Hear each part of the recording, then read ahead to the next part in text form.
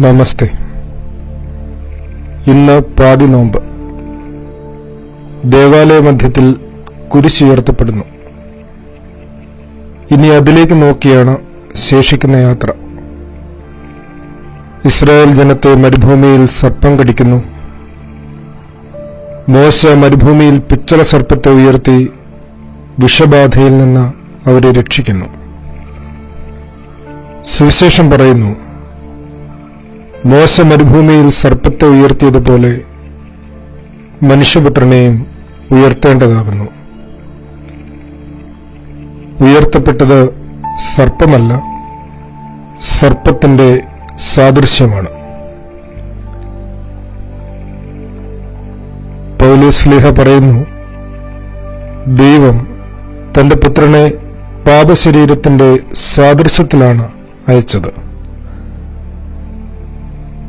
ശരിക്കുമുള്ള സർപ്പം പാപമാണ്. തമ്പുരാനാകട്ടെ നമ്മുടെ സാമ്യം പൂണ്ട് പാപപങ്കിലമായ ശരീരമെടുത്ത് നമ്മെ പാപത്തിൽ നിന്ന് മോചിപ്പിച്ചു. മരത്തിന്മേൽ ഉയർത്തപ്പെട്ടവനെ വിശ്വസിച്ചവർ പിശാചാകുന്ന സർപ്പത്തിന്റെ ദംശനത്തിൽ നിന്ന് വിമുക്തരാകുന്നു. അനുതാപത്തിന്റെ കുരിശനെ പറുദീസയുടെ താക്കോലാക്കി മാറ്റിയ വലതുവശത്തെ കള്ളനോടൊപ്പം ക്രിസ്തുവിന്റെ കുരിശിലേക്ക് ഞാനും നോക്കുന്നു. കാരണം ഈ കുരിശ് ഏദനിലെ ജീവവൃക്ഷത്തെയും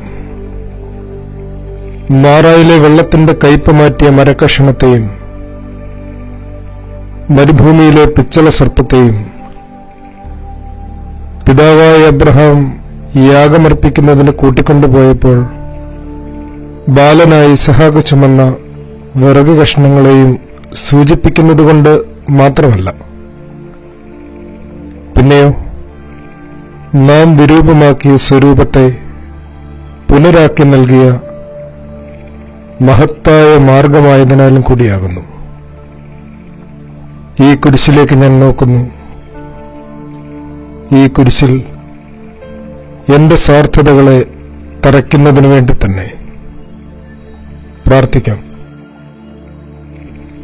ദൈവമേ, സ്വർഗീയ കാര്യങ്ങളിൽ ഞങ്ങളോട് പോരാടുന്ന അദൃശ്യരായ ദുരാത്മാക്കളോട് ശക്തിയോടെ യുദ്ധം ചെയ്യുവാനും ക്രോധത്തെ കീഴ്പ്പെടുത്തുവാനും വൃഥാസ്തുതിയെ വെറുപ്പാനും ഞങ്ങളുടെ ആഗ്രഹങ്ങളെയെല്ലാം നിന്നിൽ വയ്പ്പാനും ഞങ്ങളെ ശക്തരാക്കണമേ. ആമേൻ. ആദരവോടെ സഖേർ.